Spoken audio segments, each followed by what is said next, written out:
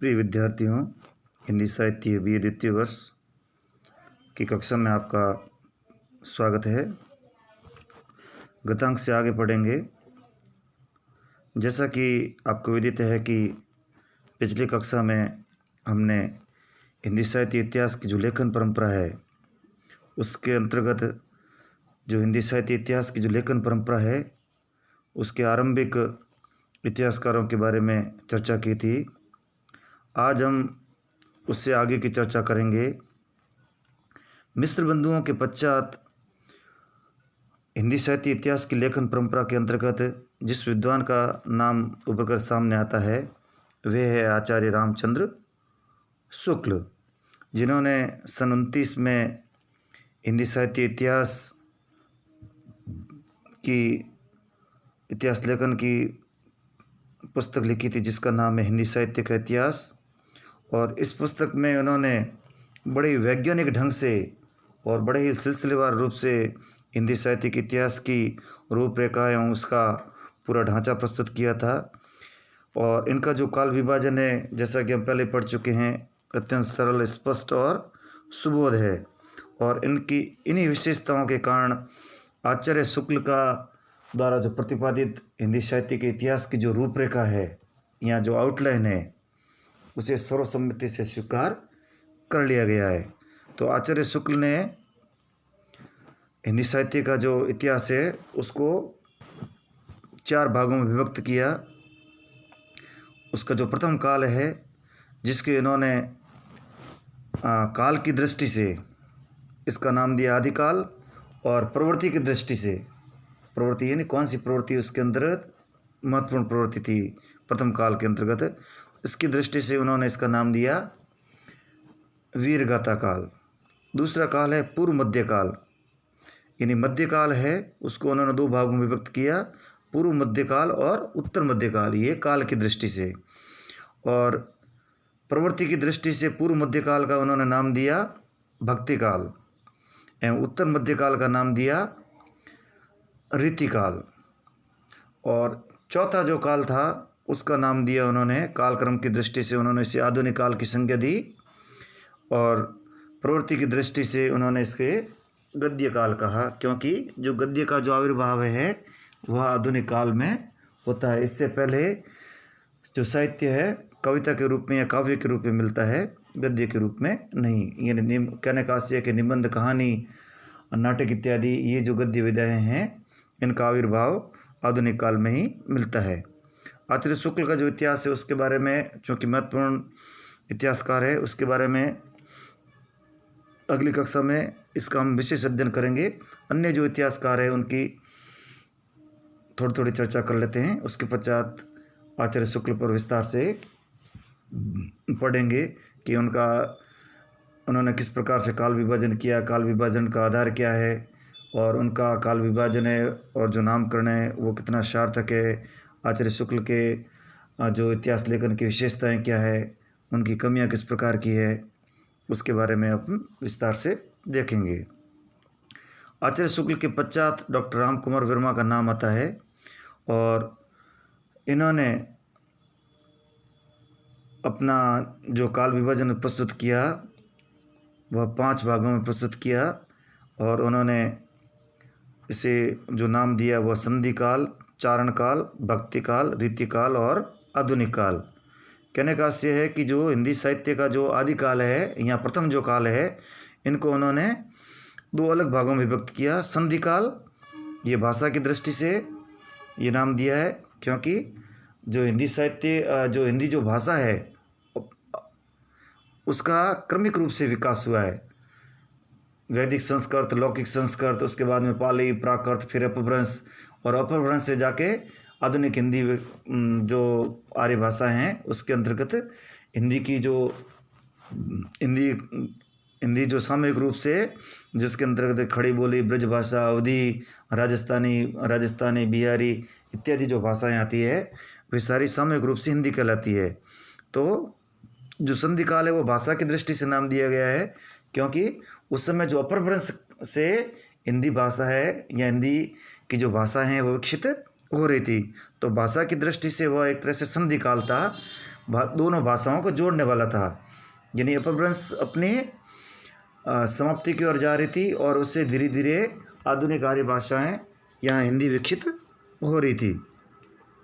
तो भाषा की दृष्टि से संधि काल था और प्रवृत्ति की दृष्टि से इन्होंने इसका नाम दिया चारण काल, क्योंकि उस समय तुर्कों के या मुसलमान जो इस्लामिक जो आक्रमण प्रारंभ हो गए थे और जो यहाँ के जो भारत के जो राजा थे उनसे उनका युद्ध होने प्रारंभ हो गए थे।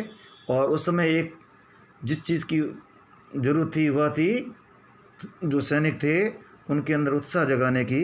इसलिए जो दरबार में जो चारण या भाट कवि थे वे राजाओं का मनोबल बढ़ाने के लिए, सैनिकों का मनोबल बढ़ाने के लिए उनकी प्रशंसा में, उनकी प्रशस्ति में शौर्य गाथा लिखते थे, या जिसे वीर गाथा कहा जाता है, वीर गाथाओं को लिखते थे। इस प्रकार भाषा की दृष्टि से संधि काल है और प्रवृत्ति की दृष्टि से ये चारण काल है। यदि पूछा जाए तो डॉक्टर राम कुमार वर्मा ने हिंदी साहित्य के आदिकाल को क्या नाम दिया, तो हमारा उत्तर होगा संधि काल एवं चारण काल, क्योंकि उन्होंने आदिकाल को दो भागों में विभक्त किया। और जो तीसरा काल है वो इसका नाम इन्होंने भक्ति काल दिया, और चौथा रीति काल और पांचवा आधुनिक काल। और डॉक्टर वर्मा ने ये जो काल विभाजन किया है, इन्होंने उनका जो अंतिम जो काल विभाजन है वो आचार्य शुक्ल के ही काल विभाजन के अनुरूप है। केवल जो वीरगाथा काल है उसके स्थान पर उन्होंने चारण काल एवं संधि काल नाम दे दिया और इस प्रकार अपना नयापन स्थापित करने की कोशिश की। कुल मिला के इन्होंने आचार्य शुक्ल का ही काल विभाजन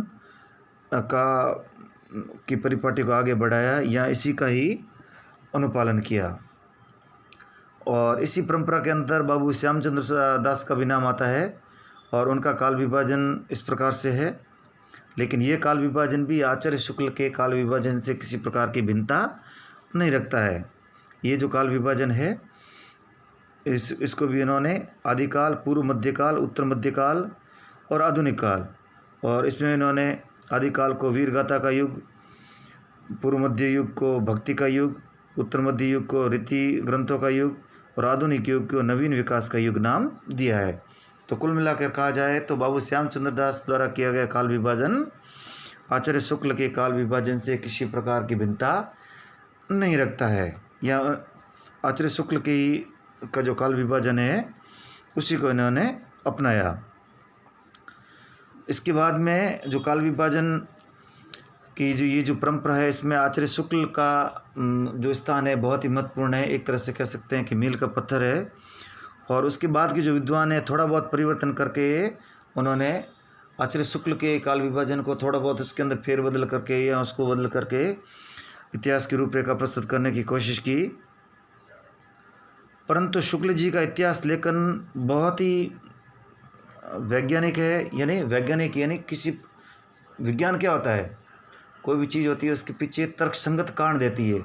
तो उसी प्रकार आचार्य शुक्ल ने भी जिस युग का जो नाम दिया या उसका जो कालखंड, उन्होंने जो कालखंड जो समय सीमा तय की, उसका जो नामकरण दिया, उस नामकरण में उन दोनों के पीछे उनका बिल्कुल वैज्ञानिक ढंग से उन्होंने उसके कारण दिए। और इस प्रकार से उनका जो इतिहास है वह अत्यंत वैज्ञानिक है। यानी ऐसा नहीं है कि नाम कुछ दिया है और वो प्रवृत्ति उसके अंतर्गत मिलती है, ऐसा नहीं है। तो बहुत ही तर्क संगत और वैज्ञानिक ढंग से उन्होंने काल विभाजन और तदनुरूप उन्होंने नामकरण किया। और ये जो काल विभाजन है बहुत ही उपयुक्त प्रतीत होता है। और गणपति चंद्र गुप्त, इनकी पुस्तक का नाम है हिंदी साहित्य का वैज्ञानिक इतिहास, और इसमें उन्होंने इसका अनुमोदन भी किया। गणपति चंद्र गुप्त ने अपने जो साहित्य इतिहास की जो पुस्तक है उसका नाम रखा हिंदी साहित्य का वैज्ञानिक इतिहास। यानी साहित्य के जो इतिहास है उसको विज्ञान की दृष्टि से या वैज्ञानिक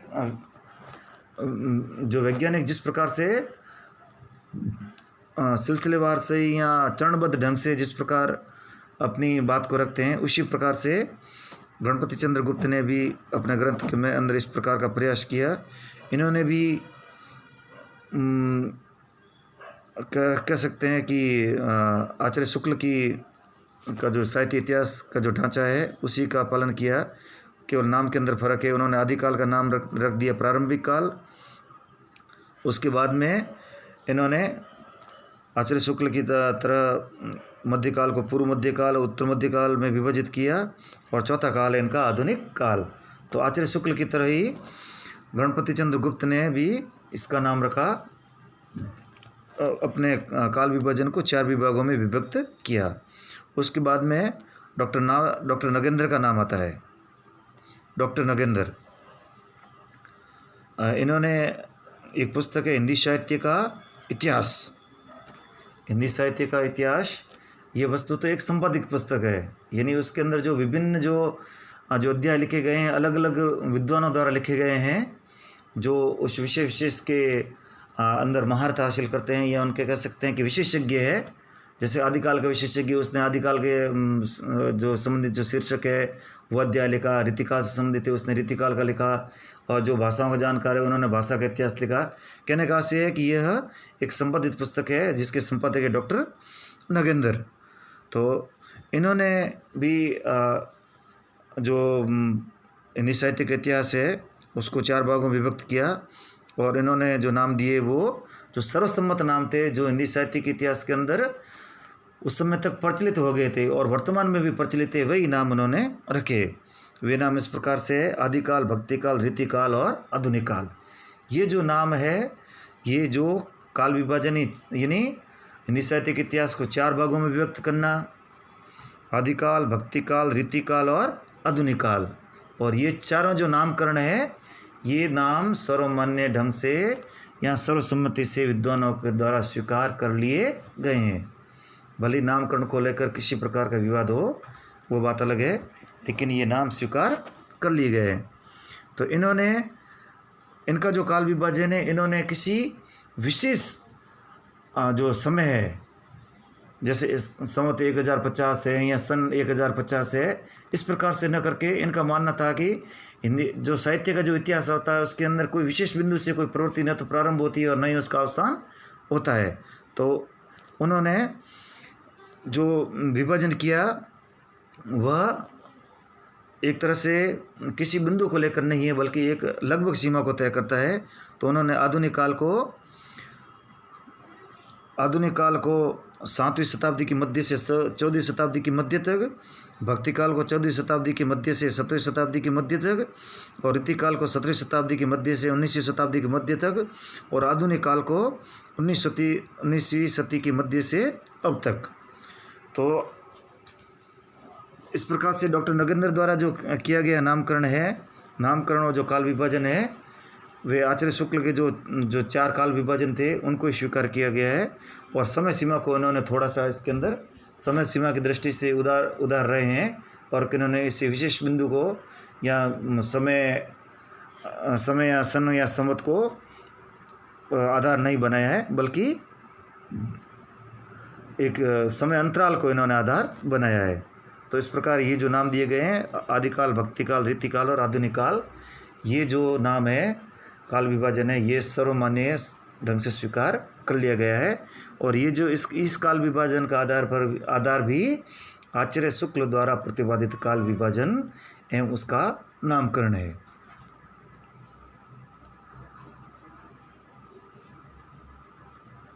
और आगे इन्होंने जो ये डॉक्टर नगेंद्र द्वारा जो काल विभाजन किया है, उन्होंने आधुनिक काल को भी आगे, चूँकि आचार्य शुक्ल ने हिंदी साहित्य इतिहास की जो रचना है वह सन 1929 में की थी, तो उस समय तक जो आधुनिक काल है और उसकी जो प्रवृत्तियां हैं, उस समय का जो साहित्य की जो दशाएं और दिशाएं हैं इतनी स्पष्ट नहीं थी। तो बाद के जो प्रवृत्ति जो साहित्यकार हैं या जो इतिहासकार हैं उन्होंने इसको और अधिक ढंग से स्पष्ट किया। तो आचार्य शुक्ल के पश्चात डॉक्टर नगेंद्र का जो इतिहास है उनके द्वारा संपादित पुस्तक है, उनमें आधुनिक काल को पुनर्विभाजन किया गया। वो नाम इस प्रकार से है, वह है पुनर्जागरण काल। प्रथम जो आधुनिक काल का जो प्रथम पड़ाव है उसका नाम दिया पुनर्जागरण काल, और व्यक्तित्व की दृष्टि से इसका नाम रखा इन्होंने भारतेंदु काल। चूँकि ये उस समय जो भारतीय से अंग्रेजी शिक्षा के कारण जो भारतीय जागृत हो रहे थे, तो एक तरह से पुनर्जागरण हो रहा था उनका, और भारतेंदु का इस काल में बहुत ही महत्वपूर्ण योगदान था, इसलिए इसका नाम रखा इन्होंने भारतेंदु काल। दूसरा काल है जागरण और सुधार काल। तो जागरण की जो प्रवृत्ति है वह आगे बढ़ रही थी, और सुधार काल नाम इसलिए कि जो हिंदी जो भाषा है उसका जो परिष्करण का जो काम है, उसका जो परिमार्जन का काम है, वह इस काल में किया गया, क्योंकि अभी तक जो खड़ी बोली थी वह सर्वमान्य ढंग से गद्य और पद्य दोनों के लिए स्वीकार नहीं की गई थी। इसके बारे में अपन आगे और चर्चा करेंगे। फिलहाल पुनर्जागरण काल भारतेंदु काल, जागरण सुधार काल द्विवेदी काल, और आधुनिक काल का तीसरा काल है छायावाद काल, और उसके बाद का जो काल है उसका नाम दिया उन्होंने छायावादोत्तर काल, यानी छायावाद के बाद का काल। तो छायावादोत्तर काल के अंतर्गत उन्होंने नाम दिया जो प्रगतिशील जो साहित्य लिखा गया उस और वह और प्रयोग काल, यानी जो प्रयोग के लिए जो साहित्य लिखा गया था, तो प्रगति और प्रयोग काल, और उसके बाद में उन्होंने अगला काल रखा उन्होंने नवलेखन काल। तो उपयुक्त सभी विद्वानों का जो काल विभाजन है वह आचार्य शुक्ल का काल विभाजन कि कोई आगे बढ़ाने वाले हैं या उसी को मानने वाले हैं, थोड़ा बहुत फेरबदल नामकरण का या समय सीमा का किया गया है।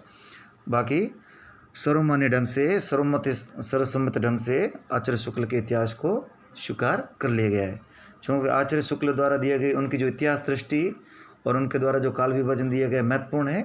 तो अलग से हम जो अगली कक्षा है उसके अंदर आचार्य शुक्ल का जो इतिहास है उसके बारे में अध्ययन करेंगे, और जो हिंदी साहित्य का जो नामकरण है ये जो है वो जो चल रहा है अपना, उसको इस कक्षा के बाद में देखेंगे। धन्यवाद।